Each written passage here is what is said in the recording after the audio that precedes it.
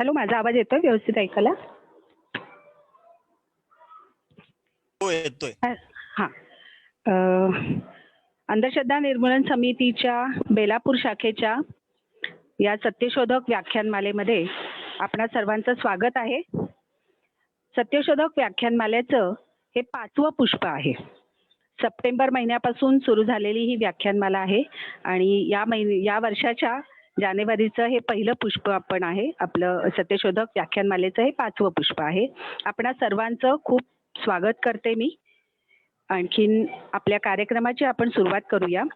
आजच्या कार्यक्रमाचं प्रास्ताविक आणि आजच्या कार्यक्रमात जे आपले प्रमुख वक्ते आहेत त्यांची ओळख करून देण्याचं काम अंधश्रद्धा निर्मूलन वार्तापत्राचे संपादक आणि बेलापूर शाखेचे कार्यकर्ते राजीव देशपांडे हे करतील.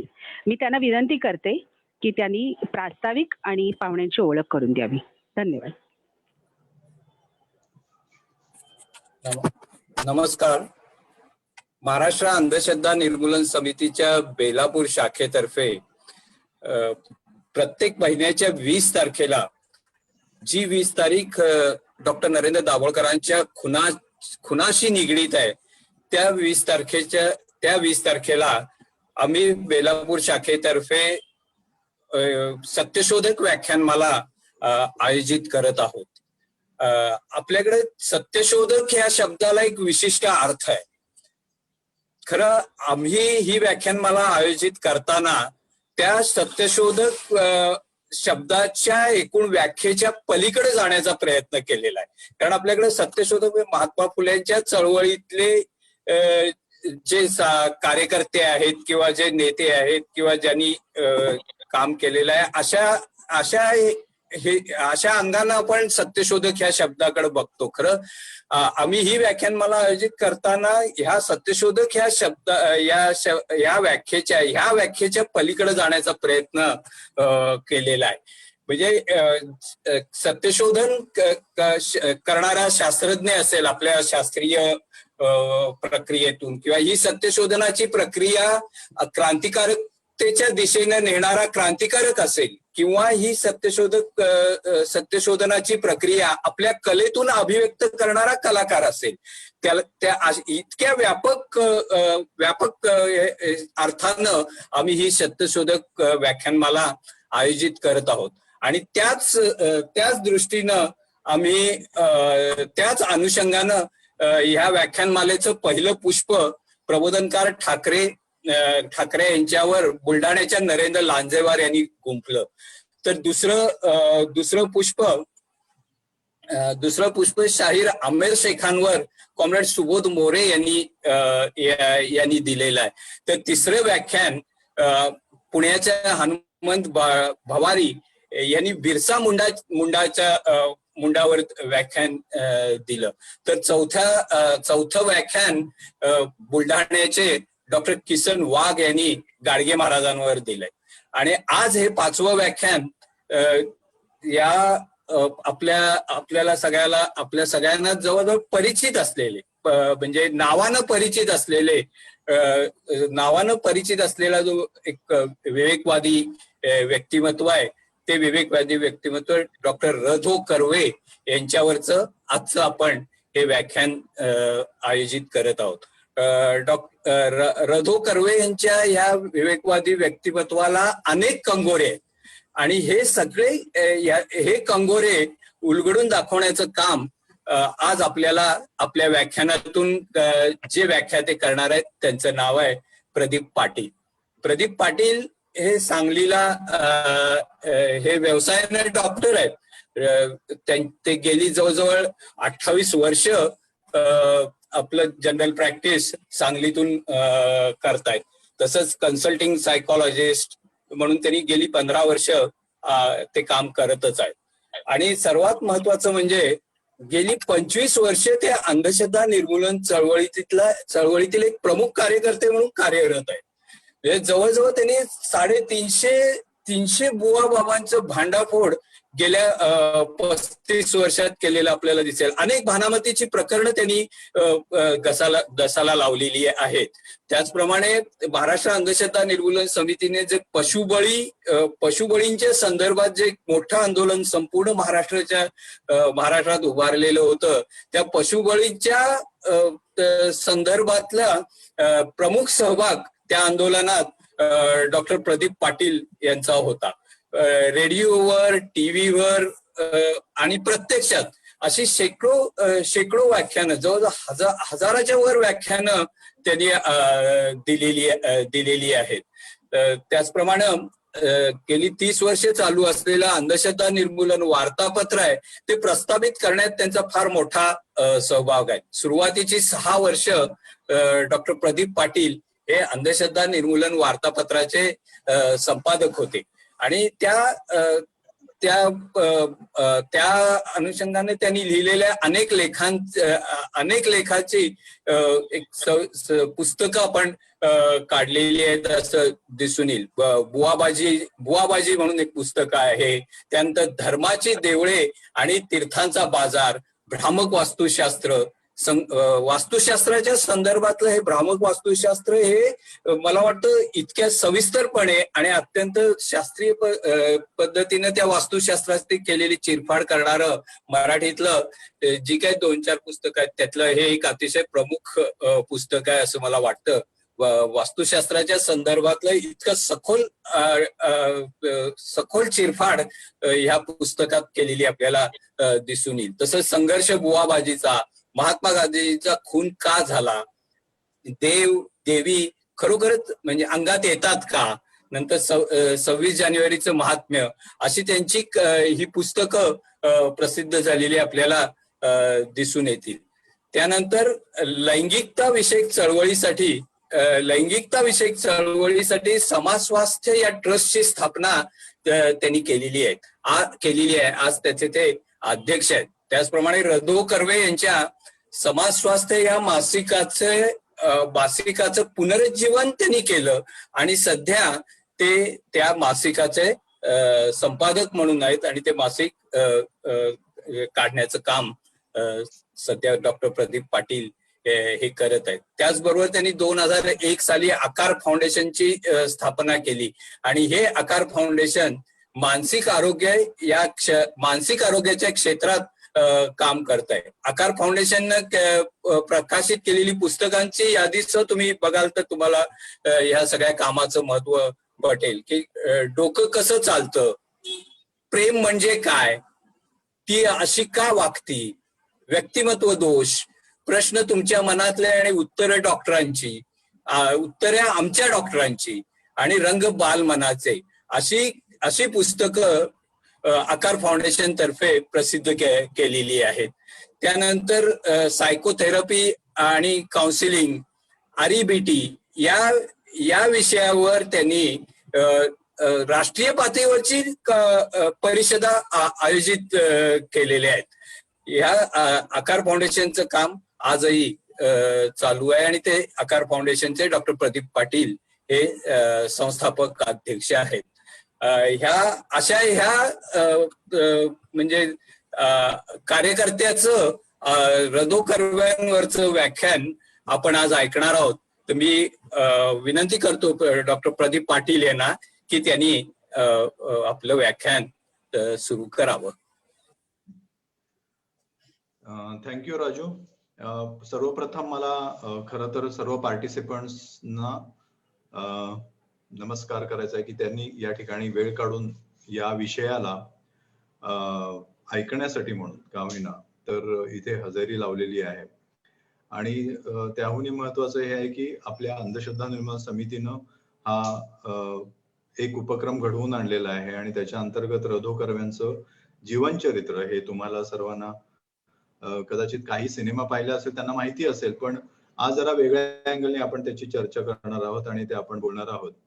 तर आपण ते आता जे बोलणार आहोत ते लोकांपर्यंत पोहोचवण्यासाठी एक समाज प्रबोधनाचा भाग म्हणून, या समाज प्रबोधनासाठी म्हणून तुम्ही मला पाचारण केलं त्याबद्दल मी खरोखर तुमचा आभारी आहे आणि तुमचं अभिनंदनही करतो. रधो कर्व्यांच्या विषयी मी जेव्हा अंधश्रद्धा निर्मूलन समितीचा वार्तापत्राचा संपादक होतो, त्यावेळी माझ्या वाचनात जवळपास एक 20-22 वर्षापूर्वी माझ्या वाचनात त्यांची पुस्तकं आली.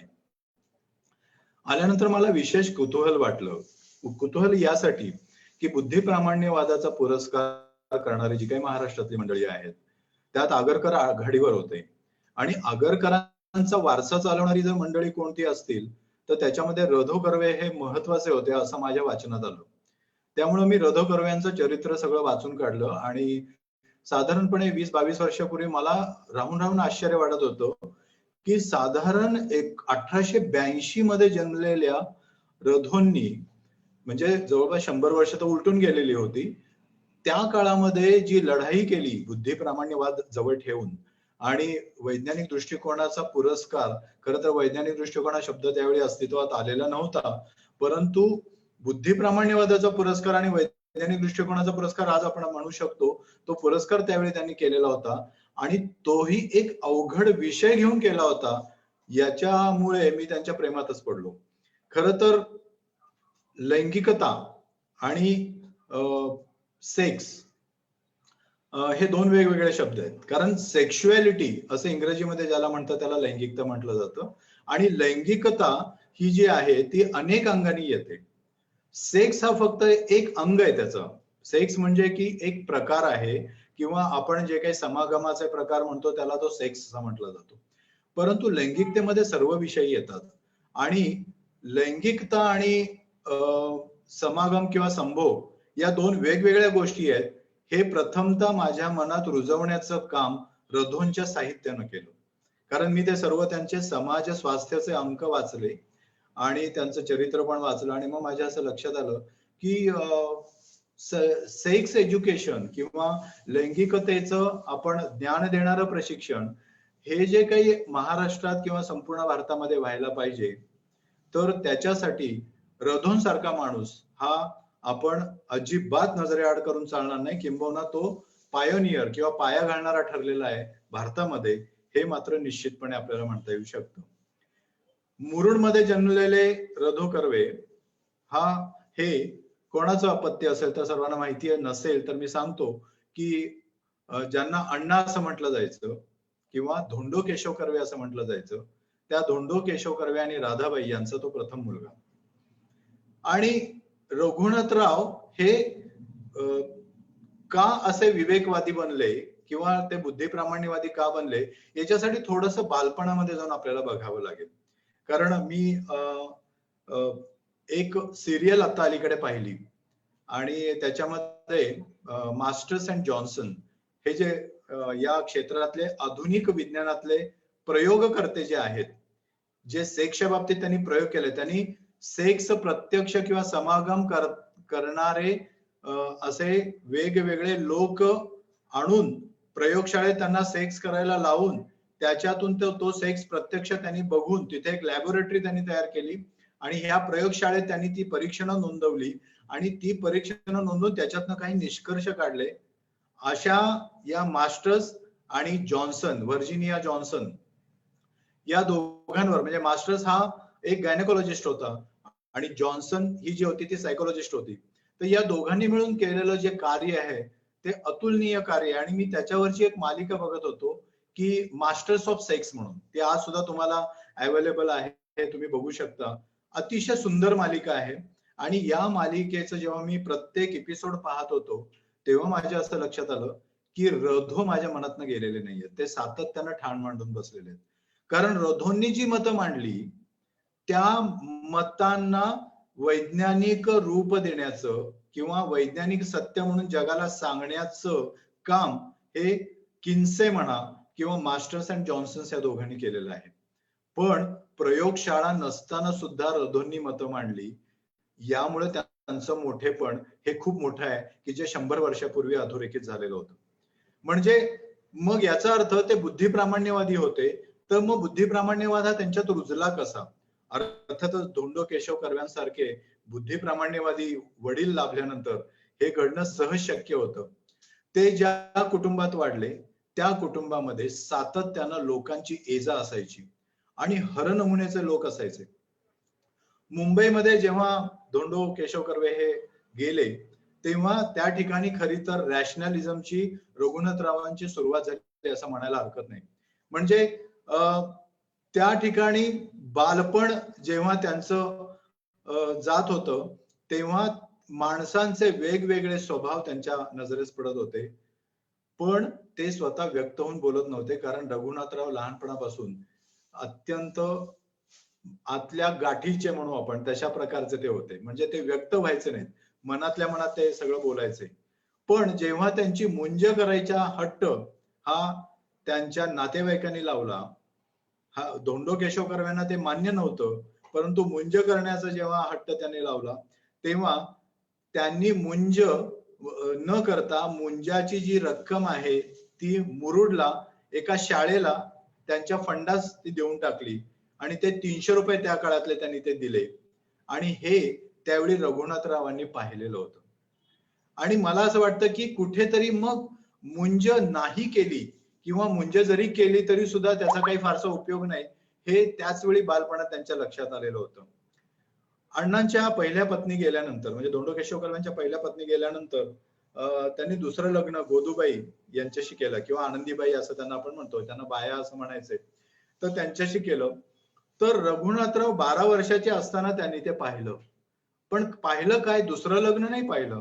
त्यांनी हे पाहिलं की धोंडो केशव कर्व्यांनी किंवा आपल्या वडिलांनी एका विधवेशी लग्न केलेलं आहे आणि विधवेशी लग्न केलंय म्हणून त्यावेळी अण्णांवर किंवा धोंडो केशव कर्व्यांवर मुरुडला त्यांच्यावर बहिष्कार टाकण्यात आलेला होता. म्हणजे त्यावेळी नरहरपंत जोशी म्हणून त्यांचे जे नातेवाईक होते जवळचे ते सुद्धा गैरहजर राहिले होते आणि कित्येक त्यांचे नातेवाईक गैरहजर राहिलेले होते. मला वाटतं की रघुनाथरावांना या सगळ्या गोष्टींची मोठी चीड आली असावी, कारण ते वडिलांना खूप मानायचे. ग्रामस्थांनी वाळीत टाकलं याचा सुद्धा त्यांना खूप काही राग आलेला होता आणि म्हणून यातूनच रघुनाथरावांना धैर्य आलं असावं की एखाद्या रूढी परंपरेच्या विरोधात जायचं असेल तर आपल्या वडिलांनी एक उदाहरण आपल्याला घालून दिलेलं आहे आणि म्हणून त्यांनी ते धैर्य आयुष्यभर ते जोपासलं. खरं तर रघुनाथराव खूप काही हुशार होते अशातला भाग नव्हता, कारण वार्षिक परीक्षेत ते नापास होते. पण गंमत अशी की मॅट्रिक्युलेशन म्हणून त्यावेळी जी परीक्षा होती त्याच्यात ते सर्वप्रथम आलेले होते. म्हणजे एकीकडे ते नापास झाले होते आणि दुसरीकडे मॅट्रिक्युलेशनच्या परीक्षेमध्ये सर्वप्रथम आलेले होते. तर त्यामुळे मला असं वाटतं की त्यांच्याकडे कुठेतरी ती बुद्धिमत्ता होती, पण त्या बुद्धिमत्तेचा वापर ते नीट करत नव्हते. जेव्हा ते शिकायचं म्हणून पुढे सरकले तेव्हा ते ट्रेनिंग कॉलेजमध्ये, मुंबईच्या ट्रेनिंग कॉलेजमध्ये, म्हणजे कांदिवलीला ते जुनं ट्रेनिंग कॉलेज होतं, त्या ट्रेनिंग कॉलेजमध्ये ते अभ्यासक आणि तिथे प्रशिक्षण म्हणून घेण्यासाठी म्हणून ते गेले. त्या ठिकाणी त्यांना जे नेल्सन फ्रेझर म्हणून एक फ्रेंच प्राध्यापक भेटले. या फ्रेंच प्राध्यापकाने तुकारामावर अभ्यास केलेला होता आणि तुकारामाविषयीचे त्यांनी काही ग्रंथ लिहिलेले होते आणि हे जे ग्रंथ होते, म्हणजे एक ग्रंथ त्यांनी लिहिलेला होता, तर तो ग्रंथ जेव्हा यांच्या नजरेस आला रघुनाथरावांच्या, तेव्हा त्यांना आश्चर्य वाटलं की एका फ्रेंच माणसांनी तुकारामाच्या सर्व ओव्या एकत्र करून त्याचे अर्थ काढलेले आहेत. आणि तेव्हाच फ्रेझर बरोबर जेव्हा संबंध आला तेव्हा ते काही लैंगिक ग्रंथ त्यांच्या वाचनामध्ये आले. लैंगिकतेवरचे ग्रंथ वाचनात आल्यानंतर त्यांना त्यावेळी त्याचं फारसं काही वाटलं नाही, परंतु नंतर त्यांना असं लक्षात आलं की हा विषय वेगळा आहे. आणि मग त्यानंतर काही काळातच त्यांचं लग्न हे गंगूबाई म्हणजे मालती गोडे यांच्याशी झालं, त्याच मालतीबाई कर्वे. त्यांचं जेव्हा लग्न झालं तेव्हा ती मालतीबाई गोडे ह्या आश्रमातच होत्या आणि त्या रघुनाथरावांच्या एका बहिणीबरोबर राहत होत्या. तेव्हा त्यांची ती ओळख झालेली होती. आणि मुंबईवरनं मुरुडला जात असताना, मुरुडवरून एके ठिकाणी जात असताना संपूर्ण प्रवास मालतीबाईंबरोबर केला होता, तेव्हा त्यांची ती ओळख झालेली होती. म्हणजे एका अर्थाने लग्न हे रूढ पद्धतीनं बघून पाहून असं नाही, तर एका वेगळ्याच पद्धतीनं ते घडून आलेलं होतं. अशा या लग्नाच्या वेळी अब्दुल करीम खां हे जे खां साहेब होते ते खां साहेब तिथे आले होते आणि गंमत म्हणजे की त्यांनी तिथे श्लोक ते जेवताना त्यांनी ते श्लोक आपले जे वेदातले असतात ते म्हणाले. ते वेदातले जोक ते अब्दुल करीम खां म्हणाले, म्हणून कर्मठ ब्राह्मणांनी पुन्हा त्यांना वाळीत टाकण्याची धमकी दिली. म्हणजे रघुनाथराव आणि बायको सहित म्हणजे मालती कर्व्यांसहित वाळीत टाकण्याची त्यांना धमकी दिली. तेव्हा ते प्रकरण धोंडो केशव कर्व्यांनी असं निपटलं की तुम्हाला जो काही दंड असेल तो मी भरायला तयार आहे, आणि त्यांनी 150 रुपये दंड त्या काळी तिथे भरला. लग्न झाल्यानंतर रघुनाथराव आणि मालतीबाईंनी एक निर्णय घेतलेला होता, आणि तो निर्णय का घेतला याचं कारण मात्र त्यांच्या कुठल्याही पुस्तकांमध्ये किंवा त्यांच्या साहित्यात आढळत नाही. मात्र दोघेही धार्मिक नव्हते असं असताना त्यांनी एक निर्णय घेतला, ते म्हणजे मूल जन्माला न घालण्याचा. आणि म्हणून पुढे त्यांनी आयुष्यभर म्हणजे मालतीबाईंनी सुद्धा आणि रघुनाथराव कर्व्यांनी सुद्धा संसार करत असताना मूल न घातलं जन्माला याच्याविषयी त्यांना काय वाटतं याच्याविषयी कुठेही दोघांनीही शब्द काढलेला नाही, पण तरी सुद्धा त्याचं वैषम्यही कुठे त्यांनी वाटू दिलेलं नाही. साधारणपणे रघुनाथराव 1.5 वर्षांनी जेव्हा कर्नाटकात त्यांची बदली झाली, म्हणजे डेक्कन एज्युकेशन सोसायटी जेव्हा होती, तर त्याचा पूर्व इतिहास जर आपण बघितला तर त्या ठिकाणी रघुनाथराव हे नोकरीस लागले, आणि नोकरीस लागल्यानंतर त्या ठिकाणी साल्ढाणा म्हणून जे काही प्राध्यापक होते त्यांना डावलून, म्हणजे रघुनाथरावांना डावलून त्यांना बढती दिली गेली. तेव्हा त्यांनी पहिल्यांदा बंडाचं शस्त्र उगारलं, आणि त्या ठिकाणी त्यांच्या मनात अन्यायाची भावना निर्माण झाली. त्यांनी झटकन राजीनामा देऊन टाकला, आणि दरमहा त्या काळी त्यांना 200 रुपये मिळायचे, पण त्यांनी त्याच्यावरही पाणी सोडलं आणि ते त्या ठिकाणाहून बाहेर पडले. मुंबईतल्या विल्सन कॉलेजमध्ये त्यांनी त्यानंतर नोकरी करायला सुरुवात केलेली होती, आणि नेमकं त्यावेळी कुटुंब नियोजन किंवा संतती नियमन याच्याविषयीचं साहित्य त्यांच्या वाचनात आल्यानंतर त्यांनी ते काम करायला सुरुवात केली, आणि ते काम करायला सुरुवात केल्यानंतर संतती नियमन हे धर्माच्या विरोधात आहे हे ख्रिश्चन आणि मिशनरी असलेल्या विल्सन कॉलेजातल्या मंडळींना आवडलं नाही, आणि त्यांनी रघुनाथरावांना बोलावून सांगितलं की तुम्ही एकतर हे काम थांबवा, नाहीतर तुम्ही नोकरीतनं निवृत्त व्हा.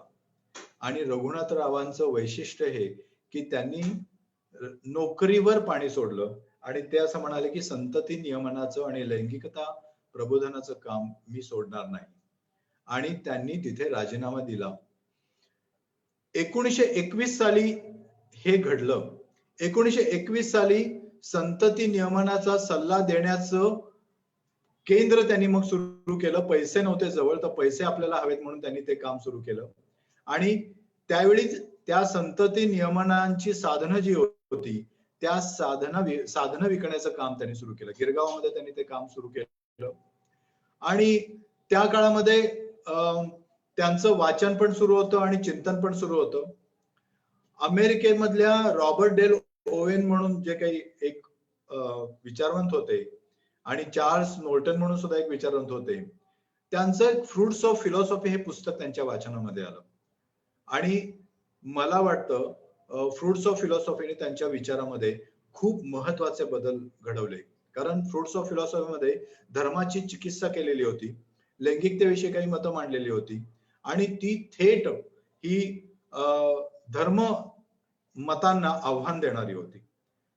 आणि हे वाचल्यानंतर रघुनाथरावांना एक बळ आलं, आणि खरं तर नोल्टन आणि ओवेन या दोघांना हे पुस्तक लिहिलं म्हणून 3 महिन्याची शिक्षा आणि जेलची हवा खावी लागली होती, आणि ते पण त्यांनी वाचलेलं होतं.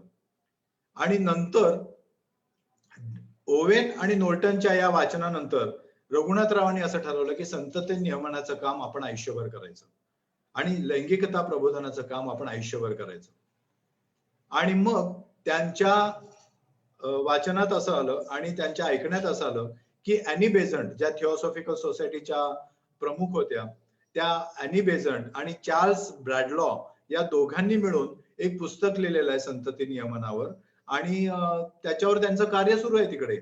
असं जेव्हा लक्षात आलं तेव्हा त्यांच्या संतती नियमनाच्या कार्याला खूप मोठं बळ मिळायला सुरुवात झाली. चार्ल्स ब्रॅडलॉ तुम्हाला माहिती असेल की 1889 साली साधारणपणे काँग्रेसचं जे अधिवेशन झालं त्या काळामध्ये, त्यावेळी ते इथे हजर होते, आणि बेझंट त्यावेळी ॲनी बेझंट त्यावेळी काँग्रेसच्या अध्यक्षा होत्या. तेव्हा संतती नियमन हा विषय ब्रॅडलॉनी त्यावेळी त्या ठिकाणी काँग्रेस अधिवेशनामध्ये मांडलेला होता आणि अॅनी बेझंटनी ते उचलून धरलेलं होतं. तर नेत्यांचं लक्ष वेधण्याचं काम ब्रॅडलॉनी जरी केलेलं असलं तरी त्यावेळी आगरकरांनी सुद्धा अगदी जोरदारपणे आणि जोमदारपणे संतती नियमनाचा आग्रह धरलेला होता, परंतु काँग्रेसनं त्याकडे पूर्ण आणि साफ दुर्लक्ष केलेलं होतं. या सगळ्या प्रकारामध्ये जर असं लक्षात येईल की ब्रॅडलॉनं सुद्धा आणि अॅनी बेझंटना सुद्धा कोर्टात खेचण्याचं काम युरोपामध्ये घडत होतं. अँथनी कॅम्स्टॉक नावाचा एक माणूस होता की जो तिथे कॅथोलिक होता आणि त्याला असं वाटत होतं की ही माणसं धर्म बुडवायला निघालेली आहेत, ख्रिश्चन धर्म बुडवायला निघालेली आहेत. त्यामुळं त्याचं एक कामच होतं, जसं आता सनातनवाद्यांचं जे काम चालू आहे की जे सर्व धर्म सुधारक आहेत त्या सर्व सुधारकांना किंवा जे विवेकवादी आहेत त्या सर्वांना कोर्टात खेचायचं. त्यांचाच तो वारसदार आहे अँथनी कॅम्स्टॉक. त्यांनी या ब्रॅडलॉ आणि यांना म्हणजे बेझंटना कोर्टात त्यांच्यावर 3-4 केसेस त्यांनी टाकून त्यांना त्रास करण्याचा प्रयत्न सुरू केला, त्रास देण्याचा प्रयत्न सुरू केला. गर्भपाताला पाठिंबा दिला गेला म्हणून त्यांच्या विरोधात गुन्हा दाखल केला गेला, कारण गर्भपात हा त्यावेळी धार्मिक एक अधार्मिक कृत्य असं मानलं जात होतं. पण त्याच्यानंतर मग त्यावेळी युरोपामध्ये मार्गारेट सँगर म्हणून ज्या काही बाई होत्या त्यांनी अत्यंत निधडेपणाने गर्भपाताचा पुरस्कार करायला सुरुवात केली आणि संतता नियमनाचा पुरस्कार सुरुवात केली. सँगर बाईंना वेगवेगळ्या प्रकरणामध्ये अडकवण्याचा प्रयत्न करण्यात आला. पहिलं जगातलं संतती नियमनाचं केंद्र हे डॉक्टर अलेट जेकब्स म्हणून जे आहे त्यांनी हॉलंडमध्ये सुरू केलेलं होतं, जगातलं पहिलं केंद्र. पण त्याची माहिती रघुनाथरावांना होती आणि त्यावेळी मेरी स्टोप्स म्हणून ज्या लेखिका होत्या त्यांनी एक मॅरिड लव्ह म्हणून एक पुस्तक लिहिलं होतं की ज्याच्यामध्ये त्यांनी हा पुरस्कार सुरू केलेला होता. तेही रघुनाथरावांनी वाचून काढलेलं होतं. आणि नंतर रघुनाथरावांच्या वाचनामध्ये हॅवलॉक एलिस आले आणि हॅवलॉक एलिसचे खंड तुम्हाला माहिती आहेत की त्यांनी ग्रंथ लिहिलेले आहेत आणि त्यापैकी 4 त्यांनी स्टडीज त्यामध्ये किंवा त्याचा एक अभ्यास त्यांनी नोंदवलेले आहेत आणि त्याच्यामध्ये त्यांनी फिजिओलॉजी ऑफ सेक्स याच्यावरचे 6 खंड प्रकाशित केलेले होते आणि तो युरोपामधला अत्यंत खळबळजनक असा एक खंड त्यातला एक खंड होता. आणि या तिघांचा उल्लेख रघुनाथरावांनी कायम केलेला आहे. आयुष्यभर ते त्यांच्याविषयी कृतज्ञतेने बोलत राहिले की ते असं म्हणत राहिले की लैंगिकतेविषयीची एक जी दृष्टी, शास्त्रीय दृष्टी माझ्यामध्ये निर्माण झाली ती हॅवलॉक एलिसच्या ग्रंथांमुळे निर्माण झाली. खरं तर रघुनाथराव हे लग्न त्यांनी केलेलं नव्हतं आणि मूल जन्माला घालायचं नाही असं त्यांनी ठरवलेलं होतं. तर त्याच्यासाठी त्यांनी काय केलं, त्यांनी असं केलं की स्वतःच शस्त्रक्रिया करायचा निर्णय त्यांनी घेतलेला होता. संतती प्रतिबंधक शस्त्रक्रिया करून घेतल्यानंतर आपली सेक्सची पॉवर कमी होते ही अंधश्रद्धा आज पण आहे. त्या काळी तर ती अगदी रॅम्पंट होती. संतती प्रतिबंधक शस्त्रक्रिया करण्यासाठी ते मुंबईतल्या डॉक्टरकडे गेले. मुंबईत एक सुद्धा डॉक्टर तयार होईना. ते जेव्हा डॉक्टर सोराबजी म्हणून आहेत त्यांच्याकडे गेले तेव्हा डॉक्टर सोराबजींनी त्यांना असं सांगितलं की मी इथे करणार नाही, ते आपल्याला आफ्रिकेत करावं लागेल. आणि गंमत असं की त्यांचा भाऊ त्यावेळी तिकडे होता, शंकरराव कर्वे. तिकडे गेल्यानंतर त्यांनी डॉक्टर सोराबजींकडे स्वतःचं ऑपरेशन करून घेतलं आणि त्यानंतर ते सांगत राहिले की ते ऑपरेशन करून घेतल्यानंतर माझ्यामध्ये काही फरक पडलेला नाही. म्हणजे कृतीला सुद्धा त्यांनी सुरुवात केली. आणि त्याच्यानंतर 1927 साली त्यांना असं वाटलं की लोकांचं प्रबोधन आपण करायला पाहिजे, लोकांपर्यंत सेक्शुअलिटी हा विषय पोहोचवायला पाहिजे आणि सेक्शुअलिटी हा विषय पोहोचवला तर आणि तरच आपण या कार्यामध्ये यशस्वी होऊ असा त्यांचा समज झालेला होता. आणि जुलैच्या 1927 साली त्यांनी पहिला समाज स्वास्थ्याचा अंक काढला. खरं तर त्या अंकामध्ये त्यांनी जो एक लेख छापला त्याच्यामध्ये त्यांनी उल्लेख केलेला आहे की तो लेख हा टाइम्सने छापायला नकार दिलेला होता, कारण त्यांनी तो टाइम्सकडे पाठवलेला होता आणि टाइम्सने त्यांनी अजिबात तिकडे लक्ष दिलं नाही. आणि तो लेख एक नग्नतेविषयी होता. नग्नतेविषयीचा हा लेख मग त्यांनी टाइम्सने छापला नाही म्हणून किर्लोस्करकडे पाठवला आणि किर्लोस्कर मासिक हे त्यावेळी लैंगिकतेवर विविध लेख छापायचे त्यामुळे ते पुरोगामी किंवा पुढारलेलं मासिक असं समजलं जायचं. तर किर्लोस्कर मासिकाने सुद्धा रधोंचा रधो कर्वेंचा लेख हा छापला नाही. त्यांनी असं सांगितलं की हा आम्ही छापू शकत नाही.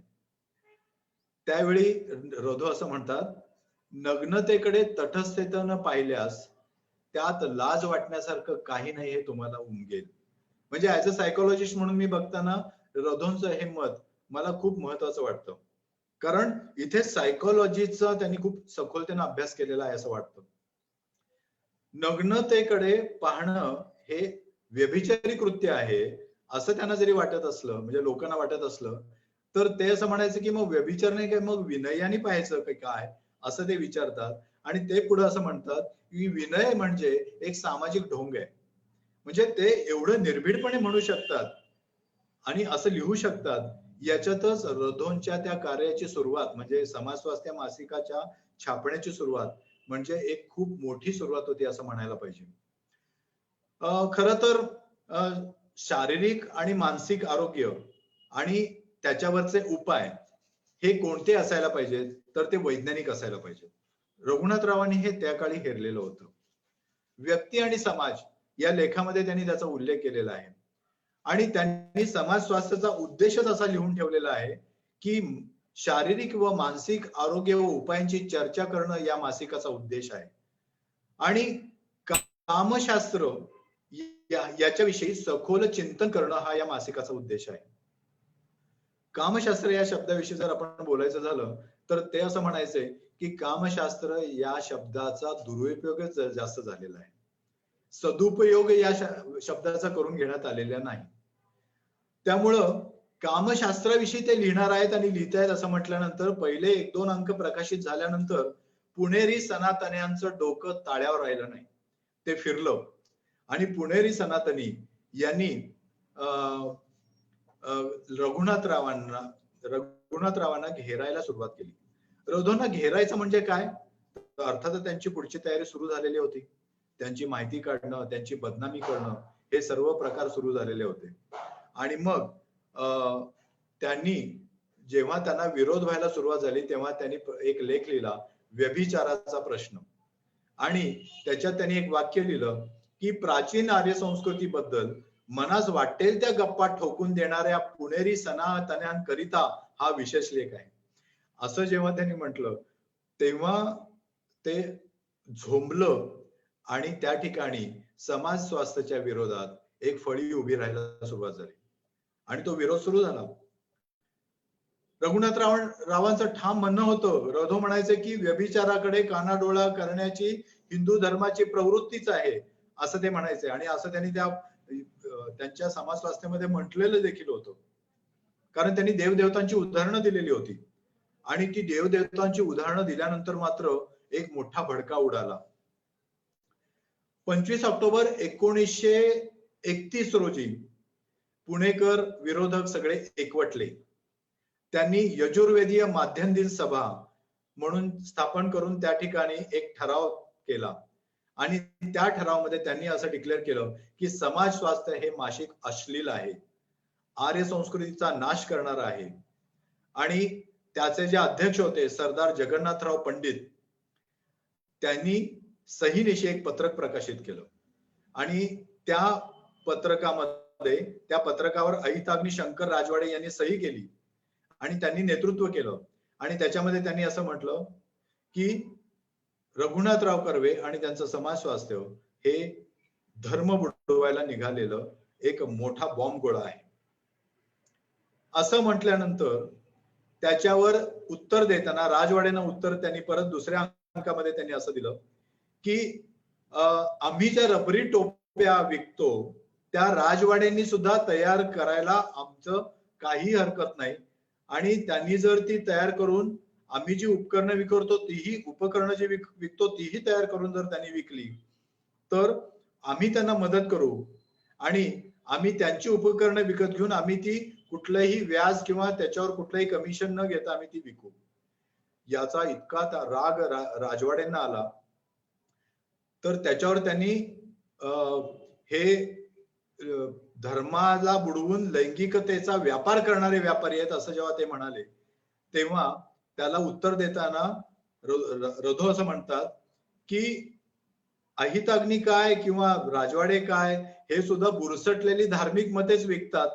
म्हणजे ते व्याख्याने देतात, त्याच्यावर प्रवचन करतात आणि त्याच्यावर पैसे मिळवतात. म्हणजे बुरसटलेली मते फुकट मिळतात आणि बहुजन समाजाला यातलं काहीही कळत नसतं आणि ते काहीही कळत नसल्यामुळं ती सहज विकली पण जातात. विचार करा, म्हणजे त्या काळामध्ये बहुजन समाज हा शब्दप्रयोग वापरून रधो कर्व्यांनी ही सुरुवात केली होती की बहुजन समाज हा कसा फसवला जातोय. आणि मग रघुनाथराव कर्व्यांनी त्यावेळी सपाटा सुरू केला की समाज स्वास्थ्याच्या अंकामध्ये या सर्व सनातन्यांवर हल्ला चढवण्याचा. पण तेवढंच ते समाज स्वास्थ्याचं उद्दिष्ट नव्हतं. समाज स्वास्थ्यामध्ये अनेक लेख प्रकाशित झाले. त्याच्यामध्ये आरोग्य, कामशास्त्र आरोग्य, त्यानंतर दैनंदिन आरोग्य, शारीरिक आरोग्य याच्याविषयीचे लेख सुरू झाले. त्या ठिकाणी लैंगिकतेची चिकित्सा म्हणून सुद्धा लेख सुरू झाले. अगदी फ्रॉइडच्या लेखांची सुद्धा चिकित्सा सुरू त्यांनी केली. आणि सामान्य लोकांसाठी म्हणून त्यांनी शारदेचं पत्र असं म्हणून एक सुरू केलं की ज्याच्यामध्ये ते उत्तर द्यायचे. वेगवेगळ्या तिथं वाचकांची पत्र जी यायची त्या पत्रांना उत्तर देण्यासाठी म्हणून ते वेगवेगळे लेख ते स्वतःच लिहायचे, पण शारदेचं पत्र म्हणून ते लिहायचे. 1931 साली रॅशनलिस्ट असोसिएशन ऑफ इंडिया यांनी एक म्हणजे ते स्थापन झाले आणि त्या ठिकाणी रिझन नावाचं मासिक त्यांनी काढलेलं होतं. ते मासिक काही काळ चाललं आणि त्यानंतर ते बंद पडलं होतं.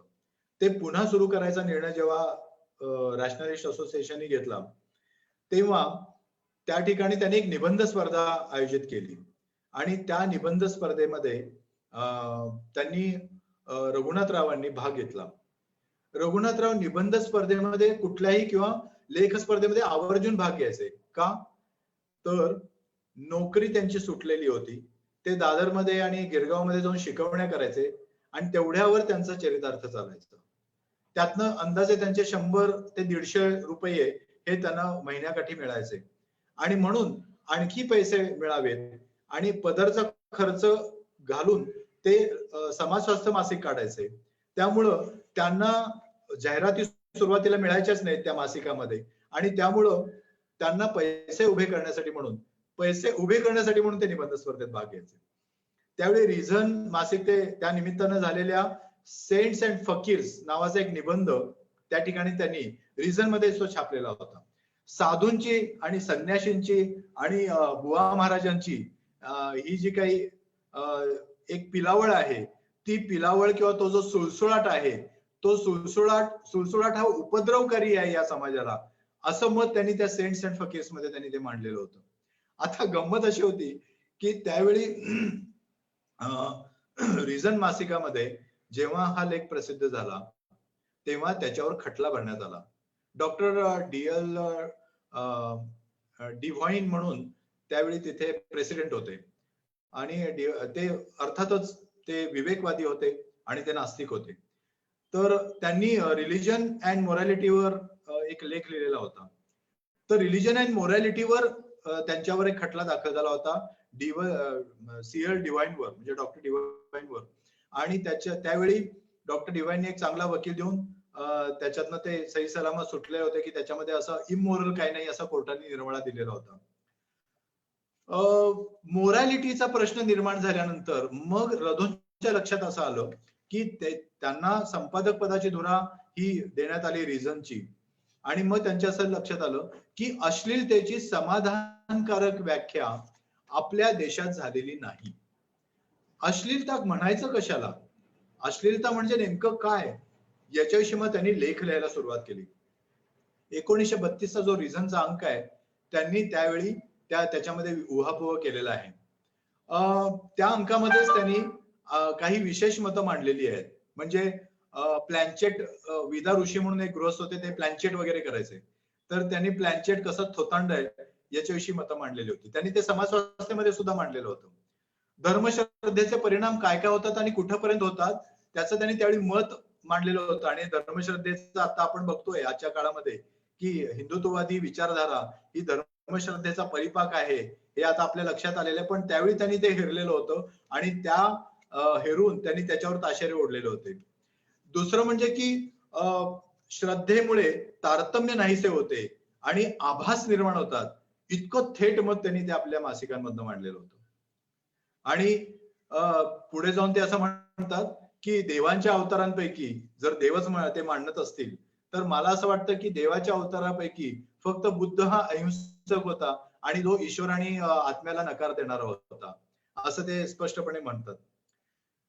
भास्करराव जाधव हे सत्यशोधक चळवळीचे त्यावेळेचे प्रणेते होते आणि त्यावेळी त्यांनी ते आघाडीवर होते. म्हणजे रामायणावर प्रकाश म्हणून त्यांनी जे पुस्तक लिहिलेलं आहे, तर भास्करराव जाधव आणि रघुनाथराव यांनी दोघांनी अत्यंत खोचक आणि अत्यंत निर्भीडपणे पण मर्मभेदी अशी चिकित्सा ही त्यांनी धर्माची केलेली आहे. खर तर कायदे मंडळात जेव्हा मुंबईच्या कायदे मंडळात जेव्हा एक चर्चा सुरू झाली की गर्भपातास मान्यता द्यावी की न द्यावी, तेव्हा भास्करराव जाधवांनी खूप मोठी भूमिका त्यावेळी घेतलेली होती. म्हणजे भास्करराव जाधवांनी त्यावेळी त्या कायदे मंडळात जाऊन त्यांनी सर्व ठराव मंजूर करण्यासाठी खूप मोठे प्रयत्न केलेले होते. नंतर काय झालं की काँग्रेस जेव्हा आलेली होती सत्तेवर, काँग्रेस जेव्हा तिथे आलेली होती म्हणजे अस्तित्वात आली, त्यावेळी ब्रिटिशांचं राज्य होतं पण काँग्रेस अस्तित्वात आल्यानंतर त्यांचे वेगवेगळे अधिवेशनं चालू होते आणि ठराव चालू होते. पंडित नेहरूंनी त्यावेळी देशामध्ये लोकसंख्या कमी आहे आणि असावी असं मत मांडलं, तेव्हा त्याची खिल्ली रघुनाथरावांनी आपल्या एका लेखामध्ये उडवली आणि ते असं म्हणाले की संतती नियमनाची या देशामध्ये खूप मोठी गरज आहे आणि या ठिकाणचं पॉप्युलेशन हे खूप मोठ्या प्रमाणात आहे. नेहरूंनी नंतर आपलं मत बदललं आणि त्यांनी संतती नियमनाला पाठिंबा दिला, पण त्यावेळी काँग्रेसच्या असलेल्या अध्यक्षांनी संतती नियमनाला विरोध केलेला होता. पण नंतर जेव्हा संतती नियमनाच्या विषयी कायदा बनवण्याचा घाटायला सुरुवात झाली, त्यावेळी स.का. पाटलांनी खूप मोठी भूमिका त्याच्यामध्ये मांडलेली होती आणि त्यांनी हिरिरीनं पुरस्कार करून पुढाकार घेऊन तिथं बिल मंजूर करून घेतलेलं होतं. म्हणजे स.का. पाटलांची खूप मोठी भूमिका, स.का. पाटलांच्या हस्ते नंतर रघुनाथरावांचा शेवटी सत्कार पण करण्यात आलेला होता. पण संतती नियमनाला पाठिंबा देताना जे काही राजकारण घडलेलं होतं त्या राजकारणाने रधो फारच उद्विग्न झालेले होते आणि त्यावेळी त्यांनी सडकून काँग्रेसवर टीका केलेली होती. ते असं म्हणत होते की पुरोगामित्वाची भाषा एकीकडे करायची किंवा पुढारलेली भाषा एकीकडे करायची आणि अशा बुरसटलेल्या विचारांचा पाठराखण करायची, हे मला बिलकुल मान्य नाही. जेव्हा रधो लिहू लागले आणि त्याचं लिखाण हे प्रसिद्ध व्हायला लागलं, तेव्हा तुम्ही संस्कृत भाषेवर टीका का करता असा एक प्रश्न वाचकांनी विचारलेला होता. तेव्हा त्यांनी एक मासलेवाईक उत्तर असं दिलं होतं की संस्कृत लेखकांचं सारच लिखाण हे विद्वत्तापूर्ण असतं आणि खरं असतं हे साफ खोटं आहे. आणि त्यामुळं आणखीनच पुण्याला जी एकवटलेली सनातनी विरोधी मंडळी होती त्यांनी एकत्र येऊन त्यांच्यावर खटला दाखल करायला सुरुवात केली. त्यांनी अशा कंड्या पिकवायला सुरुवात केली ज्या आज अनिस बद्दल पिकवल्या जातात किंवा ज्या दाभोळकरांच्या विषयी सुद्धा पिकवल्या गेल्या, की अमेरिकन संस्था ही पैसे पुरवते रधोंना आणि म्हणून रधो एवढे उड्या मारतात, असं या सनातनी लोकांनी कंड्या पिकवायला सुरुवात केली. त्यावेळी रघुनाथराव असं म्हणतात, पांडवावर आमचा कटाक्ष नसून महाभारताला डोक्यावर घेऊन नाचणारे जे कित्येक वीर दिसतात त्यावर आमचा कटाक्ष आहे.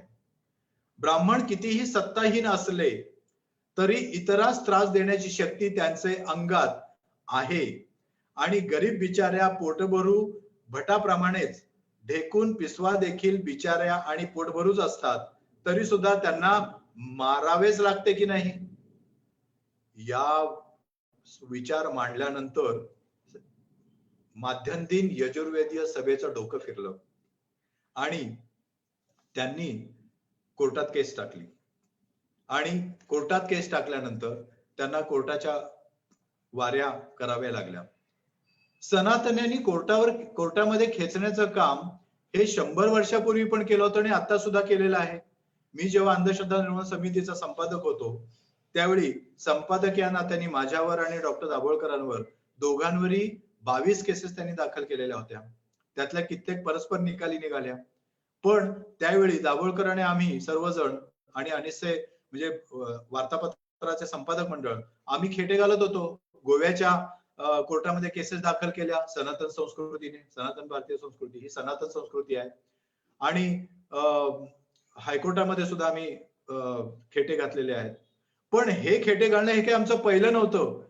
हे रधोंच्या काळामध्ये घडलेले आहे. रधोंना त्यावेळी खेटे घालायला लावलेले होते आणि रधोंनी खेटे घातलेले होते तरी सुद्धा काही ठिकाणी रघुनाथरावांनी स्वतः एकट्याने केस लढलेली आहे, कारण त्यांच्याकडे वकील द्यायला सुद्धा पैसे नव्हते.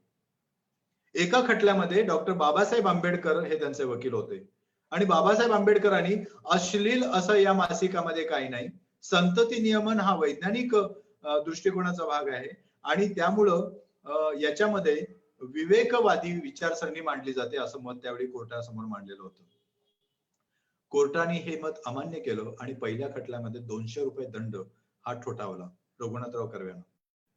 आणि त्यावेळी सनातन्यांनी आनंदोत्सव साजरा केलेला होता.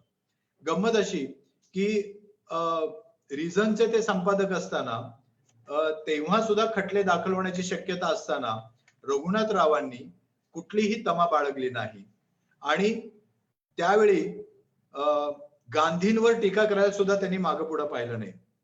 म्हणजे गांधींची त्यांची जी गांधींविषयी त्यांची मतं जी आहेत ती मतं मांडताना ते म्हणायचे की खादी नुसती वापरून स्वातंत्र्य मिळणार नाही, दारूबंदी याचा आग्रह हा टोकाचा आहे आणि सर्व धर्म समभाव किंवा आदर ही एक मिथ आहे, याला काही अर्थ नाही. आणि त्याच्याही पुढे जाऊन ते असं म्हणायचे की आत्मसंयमाने आणि नैष्ठिक ब्रह्मचर्य पाळून संतती नियमन होऊ शकतं.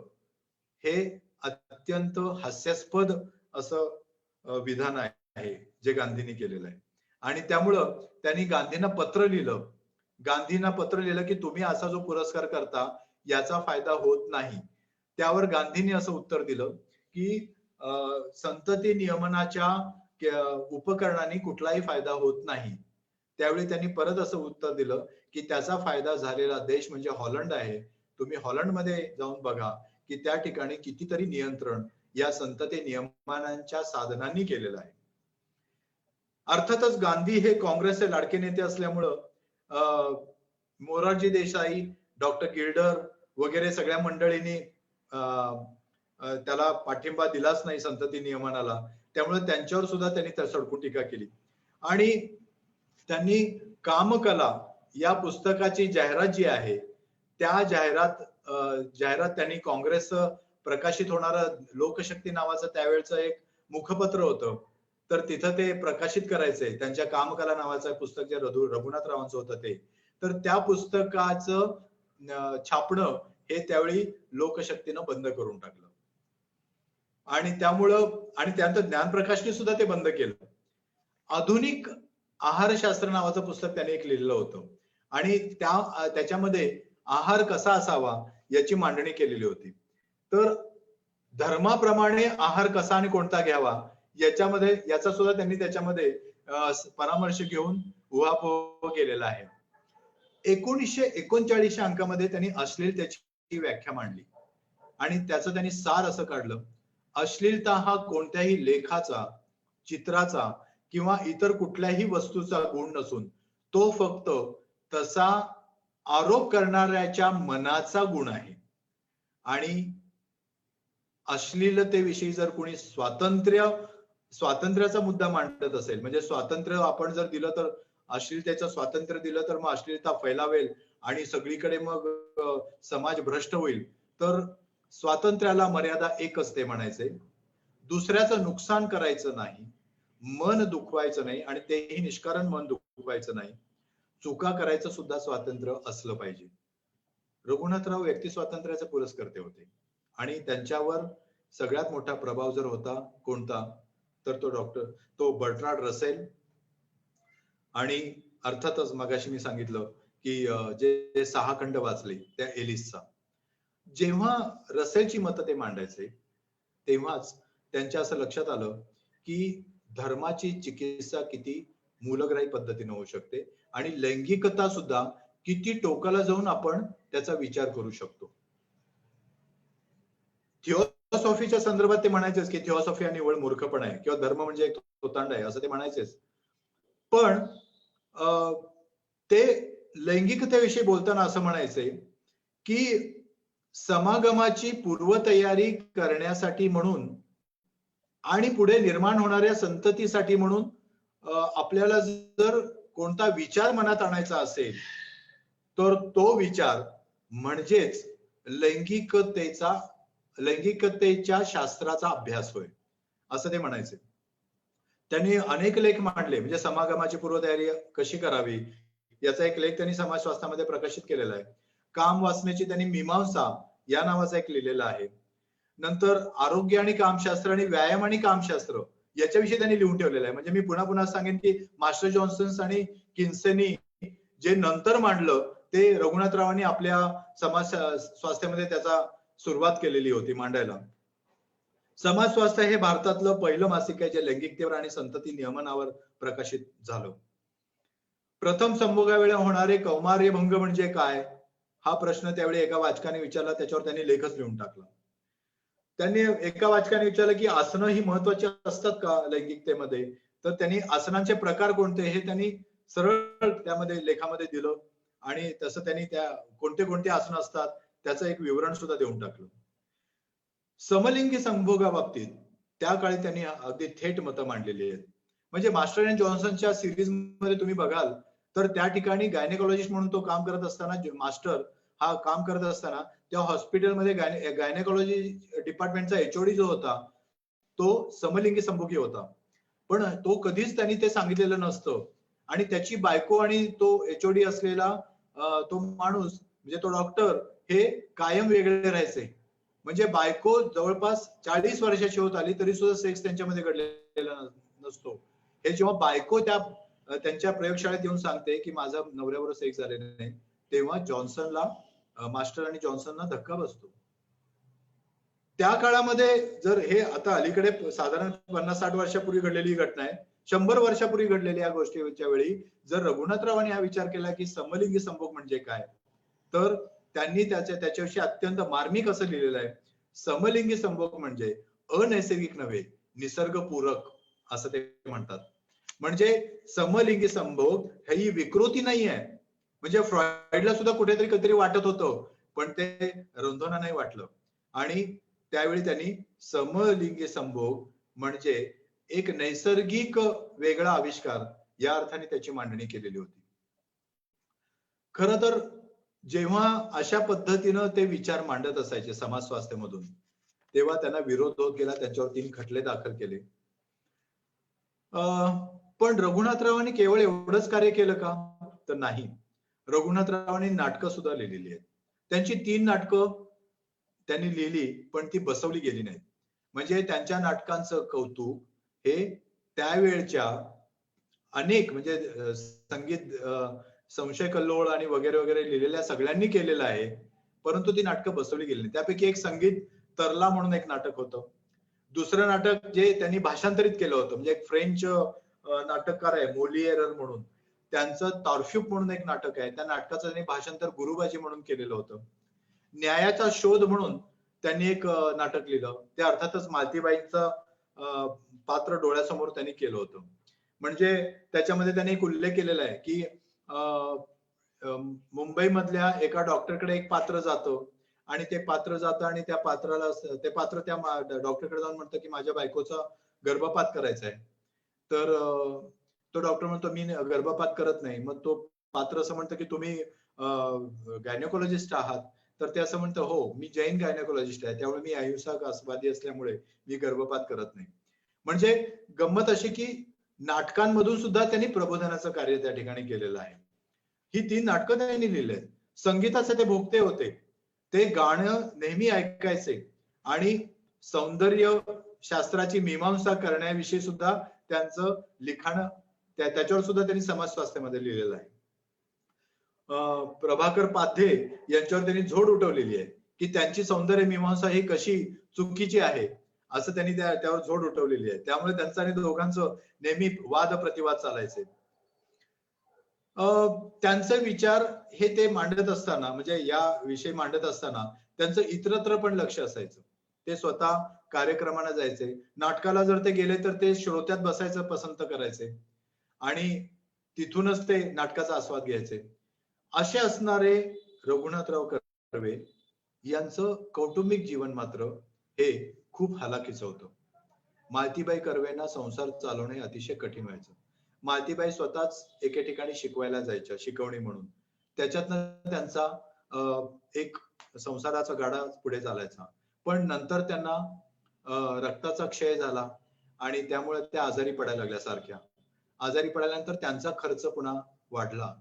तो खर्च वाढला, समाजशास्त्राचा खर्च वाढत चालला. सुरुवातीला काही जाहिराती त्यांना मिळायच्या, नंतर त्यांना त्या चांगल्या मिळायला लागल्या. पण नंतर यांच्या सडेतोड स्वभावामुळे आणि या लिखाणामुळे जाहिरातदारांनी अंग काढून घ्यायला सुरुवात केली. अनेक जाहिरातदारांशी त्यांचे खटके उडाले. काही जाहिरातदारांच्या संस्था ज्या होत्या त्या संस्थांचे जे संस्थापक होते किंवा तिथले जे काही एक्झिक्युटिव्ह डायरेक्टर बोर्ड होते त्यांनी रघुनाथराव अशा पद्धतीने लिखाण करतात म्हणून घाबरून जाऊन त्यांच्या जाहिराती बंद केल्या. आणि मग अशा पद्धतीनं हळूहळू त्यांना असं लक्षात आलं की आपल्या स्वतःच्याच खर्चातून आणि स्वतःच्याच खर्चाने हे मासिक चालवायला पाहिजे. आणि म्हणून त्यांनी घरोघरी जाऊन संतती नियमनाची साधनं विकायला सुरुवात केली. गिरगावमध्ये एक संतती नियमनाविषयी एक व्याख्यान होतं. तिथं व्याख्यानाने यांना बोलावण्यात आलं, पण तिथे एका गृहस्थाने मी संतती नियमन इथे सुरू केलेला असा जेव्हा दावा सुरू केला तेव्हा रोखठोक शब्दात त्यांनी उभं राहून त्या ठिकाणी स्टेजवर सांगितलं की हे साफ खोटं आहे. रघुनाथरावांच्या वाट्याला त्यांनी सुरुवात केलेल्या कार्याचं श्रेय ते हयात असताना फार कमी प्रमाणात मिळालं. आणि हे कमी प्रमाणात मिळालं याचं शल्य पण त्यांना त्यावेळी होतं, पण त्यांनी ते त्यावेळी बोलून दाखवलेलं आहे. त्यांना नाकारण्यात आलं किंवा त्यांना डावललं गेलं याची भावना त्यांच्या मनामध्ये सातत्यानं होती. समाजात समतेचं तत्व थोड्या प्रमाणात लागू केलं पाहिजे या मताचे ते होते. मजुरांना श्रम मोबदला मिळायला हवा, संप व तडजोडी असं करून त्यांनी मालकांना ते भाग पाडायला हवं आणि रक्तहीन क्रांती असावी अशा मताचे ते होते. थोडक्यात त्याचा त्यांनी अभ्यास पण केलेला होता. राजकारणाविषयी ते जास्त बोलायचे नाहीत किंवा ते सक्रिय राजकारणात कधीच उतरले नाहीत. पण राजकीय सत्ता स्वकीयांच्या हाती आली की सामाजिक सुधारणा चुटकीसरशी होतील हे जे टिळकांचं मत होतं ते त्यांनी खोडून काढलं. ते म्हणाले की हे खोटं आहे. बहुमतानं पास झालेले कायदे समाजहिताचेच असतात, हे चूक होय असं त्यावेळी ते म्हणायचे. आणि त्यावेळी त्यांनी एक उदाहरण दिलं होतं, उदाहरणार्थ गोरक्षणाचा कायदा. आज शेतीविषयीचा कायदा आपण त्याला जो विरोध होतोय तो विरोध जर आपण बघायला गेलं तर रघुनाथरावांनी त्या काळात मांडलेले हे विचार किती सत्य होते त्याची प्रचिती होते. आणि विवेकाच्या आधारावर उभी केलेली कोणतीही चळवळ ही या देशामध्ये यशस्वी होत नाही हे त्यांचं एक ऑब्झर्वेशन होतं. येथे यशस्वी व्हायला जर हवं असेल तर यांत्रिक प्रदर्शन करायचं, पायी चालणं, लंगोटी नेसणं, केस वाढवणं, खाण्यापिण्याचे विलक्षण नियम पाळणं, याच्यातनं एक व्यक्तित्व निर्माण करून या ठिकाणी चळवळी करायच्या, हे एक ढोंग आहे असं ते म्हणायचे. लोकांचा विवेक भ्रष्ट करणारं हे सगळं कलेवर असतं असं ते म्हणायचे. कोणत्याही धर्माच्या लोकांना जास्त सवलती मिळता कामा नयेत या मताचे ते होते. कोणत्याही धार्मिक संस्थांना किंवा कृत्याला सरकारकडून मदत होता कामा नये असं ते म्हणायचे. आज तर सरकारच ते आलेलं आहे आणि आज तर त्या सरकारने अगदी राम मंदिर बांधायची जबाबदारी घेतलेली आहे. रघुनाथराव रधोनी त्या काळात हे मांडलेलं होतं, परंतु त्याला काही त्याचा वृक्ष बनला नाही त्या विचारांचा, याची खंत मला वाटते स्वतःला. मुंबई सरकारचा गोहत्या प्रतिबंधक कायदा जो आहे तो कायदा जेव्हा आणायचं सुरू झालं तेव्हा त्याचा त्यांनी कठोर शब्दात निषेध केलेला आहे. वैतरणीचं एक धरण बांधण्यात आलेलं होतं. त्या धरणाच्या उद्घाटनाला बांधलेल्या इंजिनियरनी सपत्नीक जाऊन पूजा केलेली होती. त्यावेळी ते असं म्हणाले, अशी सपत्नीक जाऊन पूजा करणं हे गैर आहे आज आपण बघ, याचा जर रेफरन्स जोडायचा ठरवला तर आता लसीकरण चालू आहे कोविडचं, आणि लसीकरणाचे बॉक्स आले की त्याला टीकाकरण कार्यक्रम सुरू आहे, टीका लावायचा कार्यक्रम सुरू आहे, त्याची पूजा करण्याचा कार्यक्रम सुरू आहे. रघुनाथराव काळांच्या मध्ये रघुनाथरावांनी त्या काळामध्ये त्याच्यावर हल्ला चढवलेला होता. त्यांनी असं त्यावेळी स्पष्टपणे विचारलेलं होतं की हे जे काही धरण बांधलेलं आहे, हे धरण हिंदूंकरता बांधलेलं आहे की काय, नगर समिती ही काय हिंदूंची आहे की काय, आणि त्या इंजिनियरचा पत्नीचा आणि त्या धरण बांधण्याचा आणि तो पूजा करण्याचा काय संबंध, हे अगदी स्पष्टपणे त्यावेळी त्यांनी मांडलेलं होतं आणि विचारलेलं होतं. हिंदूंपुरती एक पत्नीत्वाची सक्ती ही कायद्याप्रमाणे करणं याच्या विरोधात ते होते. ती सक्ती सगळ्यांना असावी या मताचे ते होते. शिखांना तलवारीची सवलत म्हणजे हे धर्मातीत राज्य नवं असं ते म्हणायचे. पोस्टाच्या तिकिटावर रघुपती राघव राजाराम छापणं हा राजद्रोह आहे असं ते म्हणायचे. समान नागरिक कायद्याचे ते पुरस्कर्ते होते. मुसलमानांच्या भीतीमुळे समान नागरिक कायदा काँग्रेस आणत नाही का असा खडा सवाल ते विचारायचे. मद्रास राज्यामधील काँग्रेस सरकारने नास्तिक मताच्या शिक्षकांना नोकरी न देण्याचा आदेश काढलेला होता. त्याची त्यांनी निंदा केलेली होती आणि समाजस्वास्थ्यमधून त्याच्यावर ताशेरे ओढलेले होते. राष्ट्रगीताचं एक राजकारण आजकाल उभं केलं जातं. या राष्ट्रगीताच्या राजकारणाविषयी रघुनाथराव म्हणतात, राष्ट्रगीतात थापा असल्याच पाहिजेत असे नव्हे. सुजलाम सुफलाम मलय शिजलाम हे वर्णन पूर्णपणे खोटं आहे.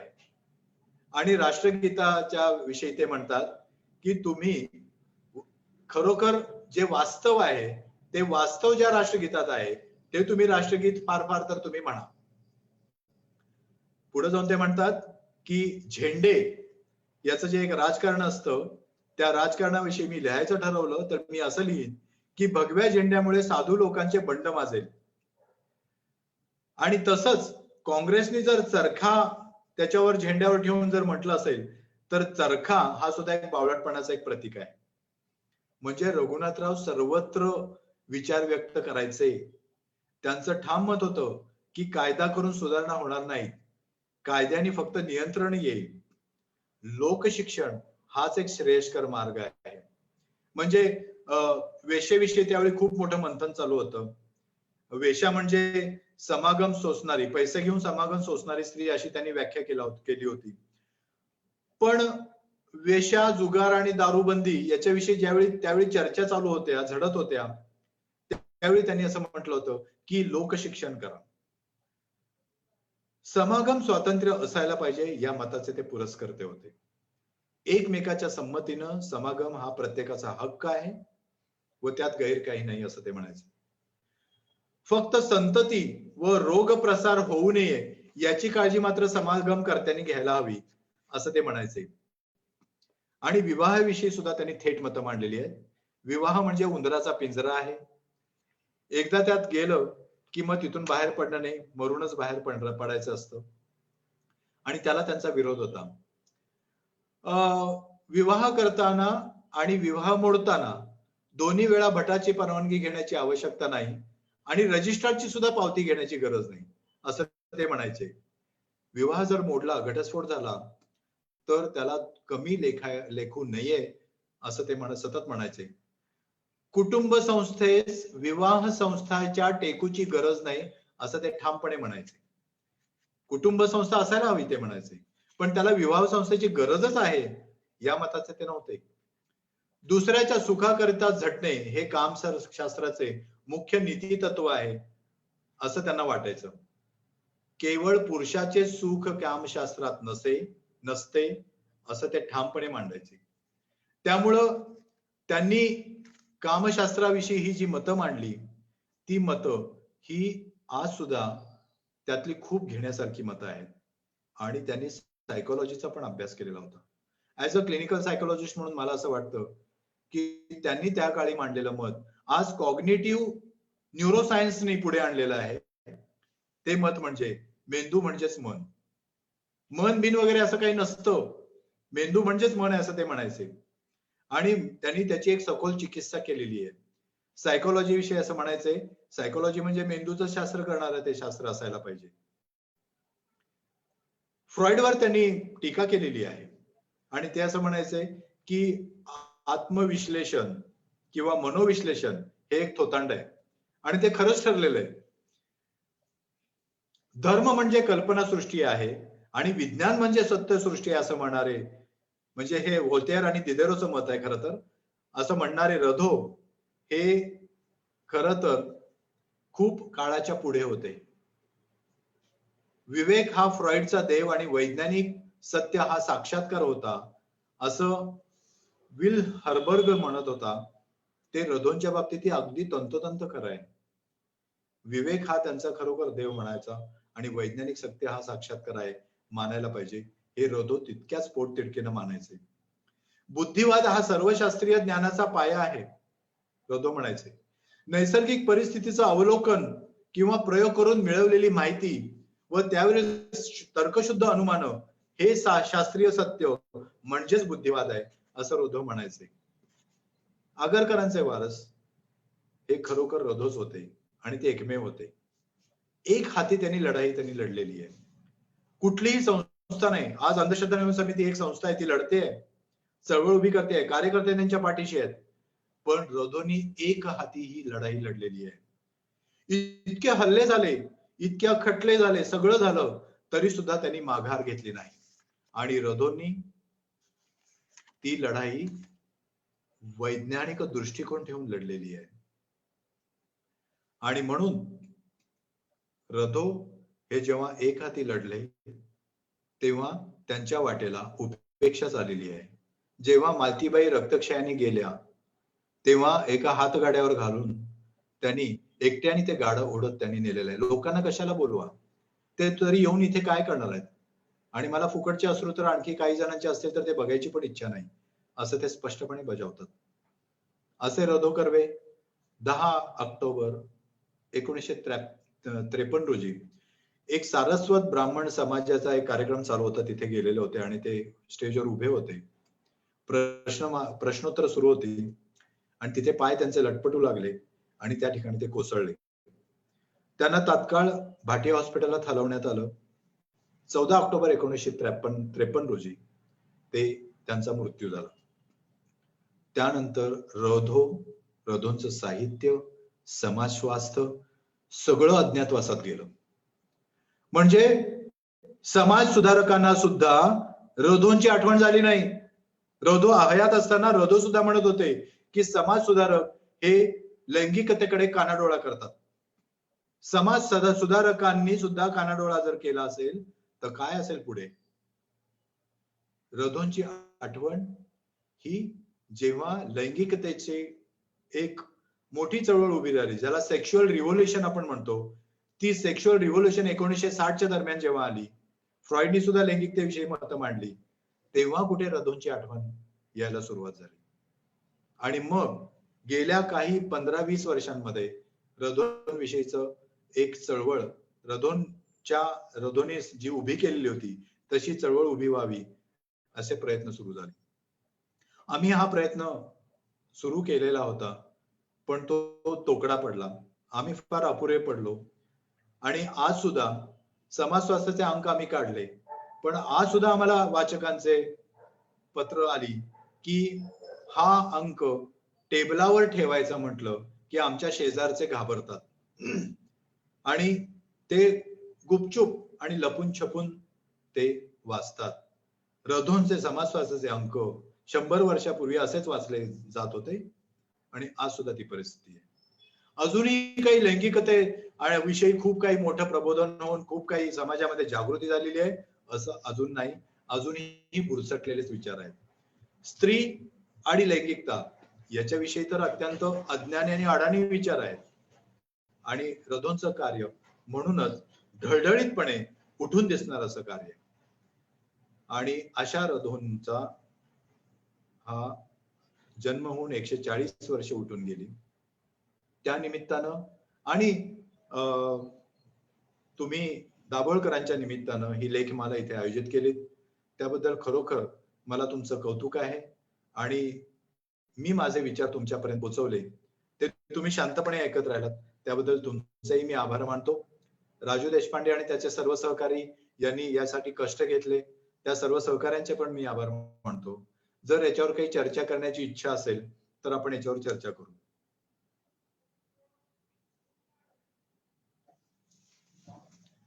राजू देशपांडे.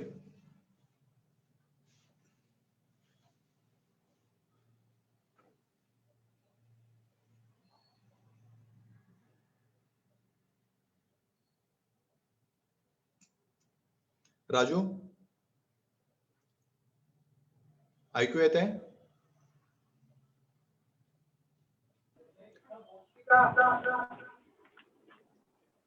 हॅलो. हॅलो. हा, ऐकू येत आहे का? हा, नमस्कार. मी रेखा देशपांडे बोलतेय. हो हो. हा, अतिशय विस्तृत आणखीन रधो कर्वेंच्या पूर्ण व्यक्तिमत्वाची ओळख आता आपण ऐकलेली आहे. अतिशय सुरेख असं व्याख्यान आपण ऐकलंय. मी इथे मेसेज लिहिला होता की जर कुणाला काही प्रश्न असतील किंवा प्रतिक्रिया द्यायच्या असतील तर कृपया इथे लिखित स्वरूपात द्याव्यात म्हणून. पण अजून तरी मला तशा आलेल्या दिसत नाहीयेत. तर आपण आता समारोपाकडे येतोय. तरी अजून आपण एक हे समारोप जरी चालू असेल तरी समारोप आपले बेलापूर शाखेचे सचिव विजय खरात हे करतील. आणखी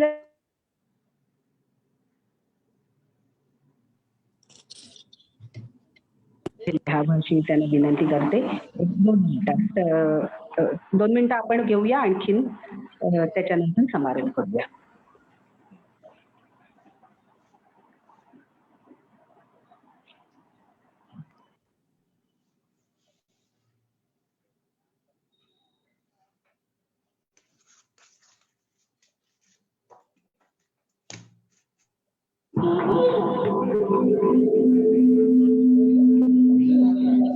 BDSM हा विषय सध्या खूप चर्चेत आहे.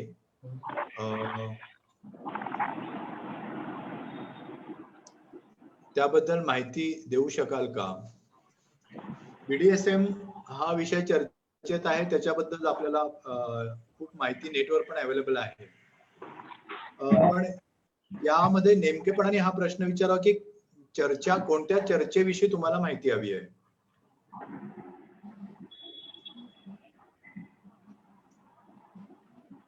त्याच्याबद्दलच्या अनेक चर्चा चालू आहेत.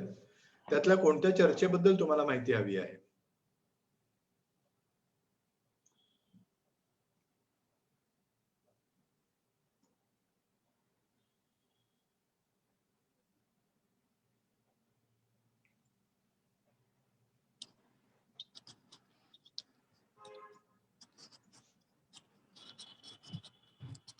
रेखा, ते अनम्यूट नाही करता येते, तर ते होस्टनीच मला वाटतं अनम्यूट करावं लागेल. नाही, आता याविषयी माझं मत काय असं विचाराल तर BDSM ही एक आता कम्युनिटी तयार झालेली आहे आणि या कम्युनिटी विषयी तर आपण वैज्ञानिक विचार जर केला तर आपल्याला असं लक्षात येईल की हे एक नैसर्गिक डेव्हिएशन आहे. हे काही पॅथॉलॉजिकल डेव्हिएशन नाहीये आणि त्यामुळं त्यांनी समाजामधलं स्थान प्रस्थापित करण्यासाठी जे काही करायचं आहे आपल्याला, चळवळ म्हणा किंवा काही उपक्रम राबवायचे म्हणा, तर त्याला आपला पाठिंबाच आहे. म्हणजे माझा तर त्याला पाठिंबाच असेल आणि त्याच्याविषयी आपण एक उदार दृष्टिकोन घ्यायची काही गरज नाहीये. मुळात असं आहे की त्यांचा तो हक्क आहे आणि तो वैज्ञानिक हक्क आहे की विज्ञानाने दिलेला हक्क आहे. बायोलॉजिकली बोलायचं झालं तर ते आपल्यासारखेच आहेत आणि त्याच्यासाठी म्हणून आपण त्या हक्कांच्या विषयी समाजामध्ये जाऊन समाजाचं प्रबोधन आपण स्वतःहून करायला पाहिजे, तर त्यांच्या चळवळीला कुठेतरी पाठबळ मिळेल.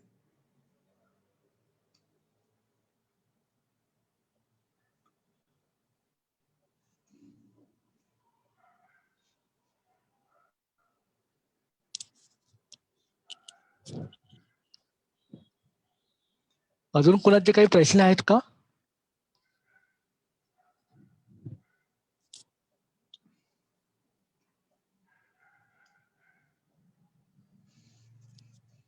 मला वाटतं आपण समारोपाकडे जाऊया. हो हो.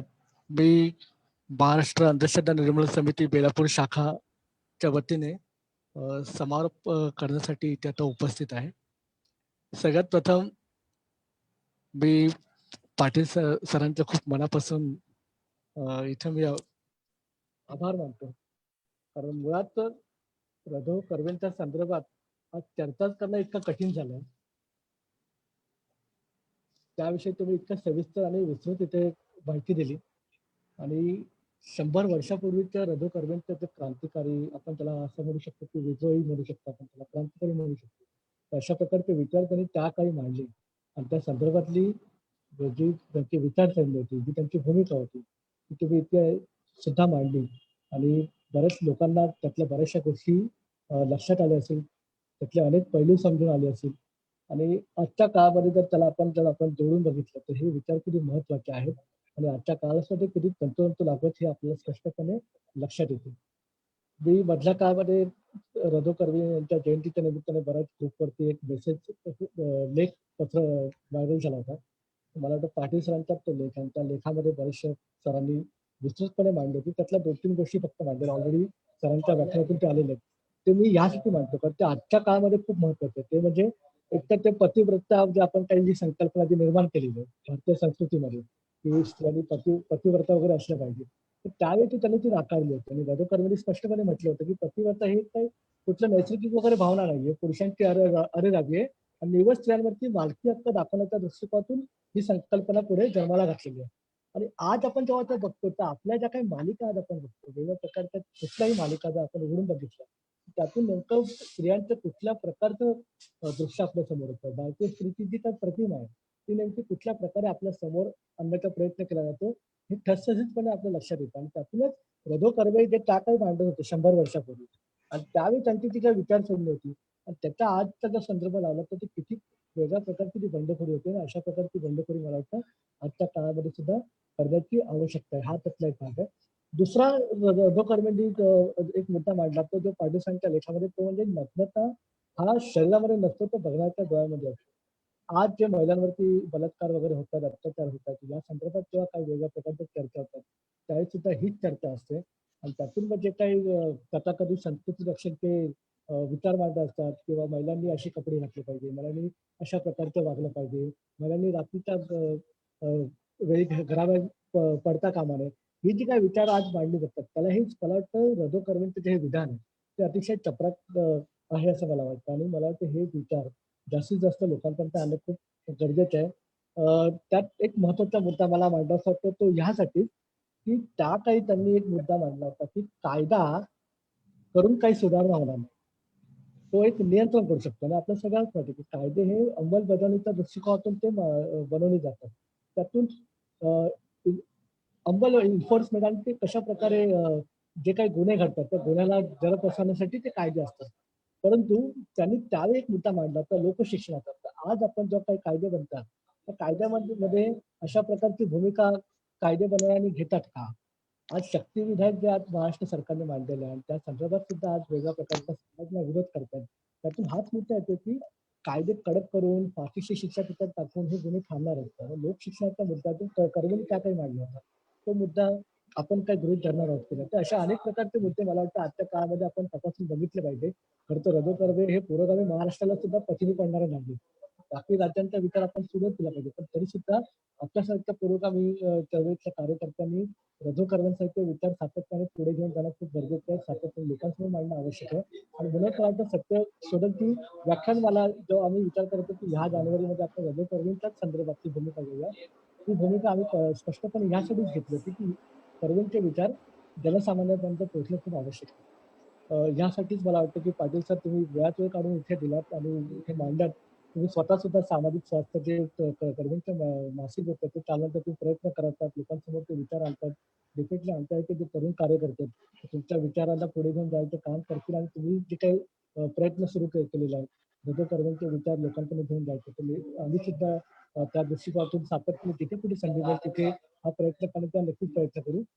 पुन्हा एकदा मी तुमच्या बेलापूर शाखेच्या वतीने मनापासून इथे आभार व्यक्त करतो. आणि आजच्या ज्या व्याख्यानमालेला जी लोक उपस्थित आहेत निश्चितपणे त्यांना एक अतिशय वेगळ्या प्रकारचे विचार आज ऐकायला मिळाले असतील आणि त्यातून एक वेगळ्या प्रकारचे दृष्टिकोन, वेगळ्या प्रकारचे कर्वे आज समोर आले असतील. मग ते नाटककार असतील, राजकीय भूमिका घेणारे कर्वे असतील, अशा अनेक वेगळे पैलू तुम्ही आज इथे मांडलेत. त्याबद्दल मी पुन्हा एकदा आपल्या मनापासून बेलापूर शाखेच्या वतीने आभार मानतो. आणि निश्चितपणे पुढे सुद्धा व्यापक स्तरावरती जर अशा काही प्रकारची भूमिका मांडण्याची वेळ असेल तर निश्चितपणे आपण पुन्हा आमच्याशी जोडा. आपण सातत्याने रवी कर्वे यांचे क्रांतिकारी आणि विद्रोही आणि बंडखोर विचार जे आहेत, बंडखोर मनाशा फार सामाजिक सुधारणाच्या संदर्भातले विचार होते. आजच्या काळामध्ये सुद्धा ते बंडखोरच ठरतील. त्या काही ते विद्रोही बंडखोर होते, पण आजचा जो काळ आहे तो फक्त 100 वर्ष पुढे सरकला, पण परिस्थिती तशीच आहे. सामाजिक परिस्थिती आणि राजकीय परिस्थिती लक्षात घेतली तर आजच्या काळामध्ये सुद्धा रवी कर्वेंचे जे विचार आहेत ते किती खोलवरती घेऊन जायची गरज आहे. या अनुषंगाने मला असं वाटतं की आपण सातत्याने हे विचार मांडत राहूया. पुन्हा एकदा मी आपले मनापासून इथे आभार व्यक्त करतो आणि बाकी श्रोत्यांचे सुद्धा इथे आभार व्यक्त करतो. आणि पुढच्या व्याख्यानमालेमध्ये आपण पुन्हा एकदा भेटूया एका नवीन विषयाचा आणि नवीन सत्यशोधक कार्यकर्त्यांच्या जीवनचरित्रावरची माहिती घेण्याच्या संदर्भात आपण पुन्हा एकदा भेटू. अशा प्रकारचं मी इथे मत व्यक्त करतो आणि आजचा कार्यक्रम इथे संपला असं मी जाहीर करतो. धन्यवाद सर.